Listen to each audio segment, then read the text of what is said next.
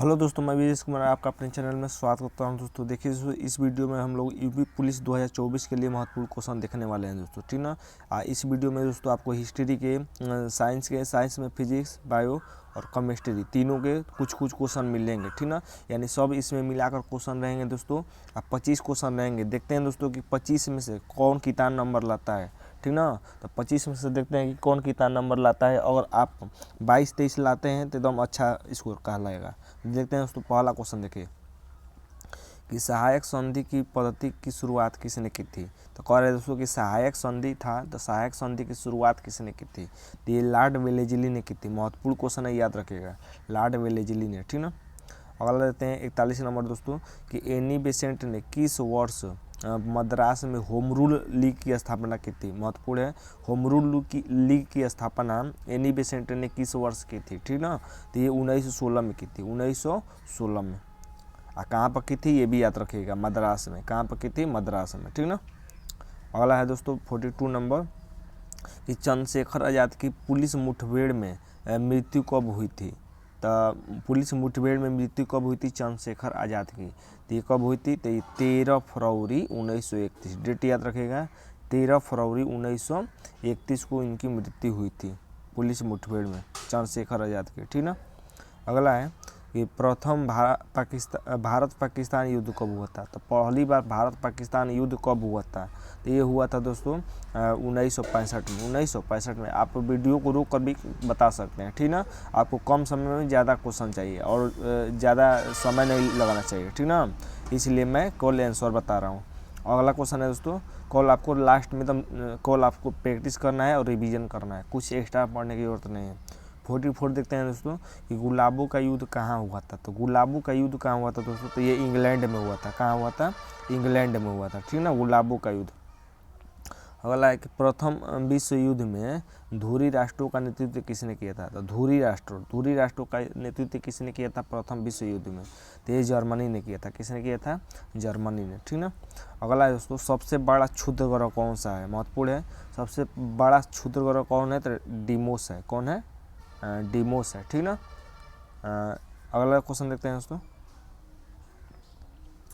कि दो अक्षांशों की मध्य दूरी कितनी होती है। तो दो अक्षांशों के मध्य दूरी कितनी होती है दोस्तों, तो 47 का याद रखिएगा, सी नंबर, ठीक ना। सी नंबर एकदम याद रखिएगा, 111 किलोमीटर। अगला है दोस्तों कि किस ज्वालामुखी को भूमध्य सागर का प्रकाश स्तंभ कहते हैं। महत्वपूर्ण है, भूमध्य सागर का प्रकाश स्तंभ किसको कहते हैं दोस्तों, तो याद रखिएगा, ये कहते हैं स्ट्राम्बोली को, ठीक ना, स्ट्राम्बोली को कहते हैं। महत्वपूर्ण है। अगला है 49 नंबर दोस्तों। 49 नंबर है कि भारत का सबसे बड़ा पठारी राज्य कौन है। सबसे बड़ा पठारी राज्य कौन है दोस्तों, तो ये मध्य प्रदेश में है। कौन सा है, ये मध्य प्रदेश में। 48 का क्या था, स्ट्राम्बोली, ठीक है।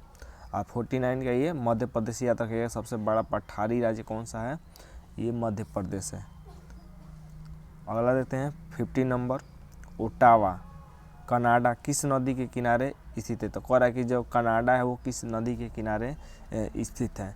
तो ये डी नंबर याद रखिएगा, सेंट लॉरेंस, ठीक ना। आप जरूर कमेंट बॉक्स में बताइएगा कि आपका कितना स्कोर आया। अगला क्वेश्चन देखते हैं दोस्तों 51 नंबर कि देश का सर्वाधिक प्राचीन बंदरगाह कौन है। तो सबसे प्राचीन बंदरगाह कौन है ये पूछ रहा है। तो चेन्नई है। सबसे प्राचीन बंदरगाह कौन है, तो चेन्नई है, ठीक ना। अगला देखते हैं दोस्तों 52 नंबर कि दक्षिण मध्य रेलवे का मुख्यालय कहाँ है। तो दक्षिण मध्य रेलवे का मुख्यालय कहाँ है दोस्तों, तो ये सिकंदराबाद में है। कहाँ पे है, सिकंदराबाद में। तो 52 का ये याद रखिएगा, ठीक ना। अगला देखते हैं दोस्तों 53 नंबर दोस्तों। 53 नंबर है कि अपराध की दोष सिद्धि के विषय में संरक्षण किस अनुच्छेद से संबंधित है। कह रहा है कि अपराध की दोष सिद्धि के विषय में, ठीक ना।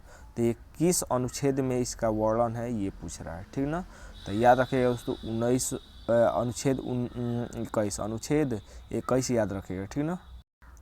तो अनुच्छेद 21 में ही क्या है दोस्तों, प्राण और दैहिकी की स्वतंत्रता है, ठीक ना। अनुच्छेद 19 में बोलने की स्वतंत्रता है, ठीक। आगे देखते हैं दोस्तों 54 नंबर कि हवा महल को किसने बनवाया था। तो हवा महल को किसने बनवाया था। महत्वपूर्ण है, ये हवा महल को किसने बनवाया था। तो ये बनवाया था दोस्तों प्रताप सिंह ने, ठीक ना, प्रताप सिंह ने बनाया था। हवा महल को किसने बनवाया था? तो ये प्रताप सिंह ने बनवाया था। 54 का हो जाएगा आपका आंसर बी नंबर। अगला दोस्तों 55 कि प्रति एकांक क्षेत्रफल पर लगाया गया बल क्या कहलाता है? तो कह रहा है कि प्रति एकांक क्षेत्रफल पर लगाया गया फोर्स क्या कहलाता है, ठीक ना।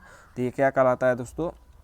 प्रेशर कहलाता है, यानी दाब कहलाता है, ठीक ना। प्रति एकांक क्षेत्रफल पर प्रेशर का सूत्र क्या होता है? प्रेशर का सूत्र होता है P बराबर F/A होता है, ठीक ना। तो प्रति एकांक क्षेत्रफल पर लगाया गया बल को क्या कहते हैं? ये प्रेशर कहते हैं, दाब कहते हैं। 56 देखते हैं दोस्तों। 56 नंबर है कि ध्वनि तरंग किसका उदाहरण है? कह रहा है कि ध्वनि, तो ध से ध्वनि, और अनुदैर्ध्य में भी पढ़ने पर ध्वनि आ रहा है, अनुदैर्ध्य में भी ध आ रहा है और ध्वनि में भी ध आ रहा है। तो ध्वनि किसका एग्जाम्पल है? अनुदैर्ध्य का एग्जाम्पल है, ठीक ना। 57 देखते हैं दोस्तों। 57 है कि ओजोन परत की मोटाई नापने में किस इकाई का प्रयोग किया जाता है? तो ओजोन परत की अगर मोटाई नापना हो तो किस इकाई का प्रयोग करते हैं, ये पूछ रहा है, ठीक है, महत्वपूर्ण है। तो ये डाप्सन याद रखिएगा, डाप्सन इकाई का प्रयोग करते हैं। 58 देखते हैं दोस्तों कि पृथ्वी पर प्रतिदिन ज्वार के कितने समय बाद भाटा आता है? तो भाटा कब आता है ये पूछ रहा है, ठीक ना। कि पृथ्वी पर प्रतिदिन ज्वार के कितने समय बाद, यानी ज्वार के कितने समय बाद भाटा आता है, ठीक ना। 58 का याद रखिएगा दोस्तों। 58 का याद रखिएगा कि 6 घंटा 13 मिनट, यानी अगर ज्वार आया है तो ज्वार के 6 घंटा 13 मिनट बाद भाटा आएगा, ठीक ना, महत्वपूर्ण है। अगला 58 हो गया। 59 देखते हैं कि विश्व का सर्वाधिक जनसंख्या घनत्व वाला देश कौन सा है? तो सबसे जनसंख्या घनत्व वाला देश कौन सा है, ठीक ना। आपका ऑप्शन ये रहा। तो 59 का आप कमेंट बॉक्स में जरूर बताइए दोस्तों, ठीक ना। सिंगापुर क्या है? कौन है? सिंगापुर है, ठीक ना। सर्वाधिक जनसंख्या घनत्व वाला देश कौन सा है? सिंगापुर है। तो इसका आंसर क्या हो जाएगा? सिंगापुर। ऑप्शन के हिसाब से सिंगापुर है दोस्तों, नहीं तो आप याद रखिएगा मोनाको, ठीक ना। वर्तमान में मोनाको है, मोनाको याद रखिएगा, ठीक ना, महत्वपूर्ण है। अगला देखते हैं दोस्तों 60 नंबर दोस्तों कि आधुनिक तुर्की का निर्माता किसे माना जाता है? तो आधुनिक तुर्की का निर्माता किसे माना जाता है? तो ये माना जाता है दोस्तों मुस्तफ़ा कपाल पाशा को, मुस्तफ़ा कपाल पाशा को, ठीक ना। 61 देखते हैं दोस्तों कि निम्न में से किसका पुराना नाम कुस्तुनतुनिया था, ठीक ना। देखिए दोस्तों ये NCERT का क्वेश्चन है, ये किसका क्वेश्चन है? NCERT का। था किसका नाम, पुराना नाम कुस्तुनतुनिया था? तो ये है दोस्तों इस्तांबुल का पुराना नाम क्या था? कुस्तुनतुनिया था, ठीक ना। 61 का डी याद रखेगा, ये महत्वपूर्ण है, स्टार लगा लीजिए, ये NCERT का क्वेश्चन है। अगला है दोस्तों कि किसने सर्वप्रथम इंग्लैंड को बनियों का देश कहा था? तो बनियों का देश सबसे पहले इंग्लैंड को किसने कहा था दोस्तों? तो ये नेपोलियन ने कहा था। किसने कहा था? नेपोलियन ने, ठीक ना, नेपोलियन ने कहा था। अगला है 63 दोस्तों कि पाकिस्तान की मांग कब की गई था? पाकिस्तान की मांग कब की गई थी? तो ये 22 मार्च 1940 ईस्वी को, 22 मार्च 1940 ईस्वी को की गई थी, मांग की गई थी। अगला है कि साइमन कमीशन भारत कब आया था? महत्वपूर्ण है। तो साइमन कमीशन भारत कब आया था? ऑप्शन दो ऑप्शन में बहुत लोगों को कन्फ्यूजन होता है, ठीक ना। देखिए बी लिखा गया है, ये इसको मत ध्यान दीजिएगा, ये सी कर लीजिए, ठीक ना। तो दो ऑप्शन में लोगों को कन्फ्यूजन होता है, 28 और 29, 1928 और 1929, ठीक ना। तो एकदम याद रखिएगा दोस्तों, ये आंसर याद कर लीजिए, 3 फरवरी 1928 ईस्वी को ये आया था साइमन कमीशन। अगला देते हैं दोस्तों कि विश्व की सबसे लंबी नदी नील किस महाद्वीप में बहती है? तो नील नदी किस महाद्वीप में बहती है? महत्वपूर्ण है। तो नील नदी किस महाद्वीप में है दोस्तों? तो नील नदी है दोस्तों अफ्रीका महाद्वीप में। कहाँ पे? अफ्रीका महाद्वीप में।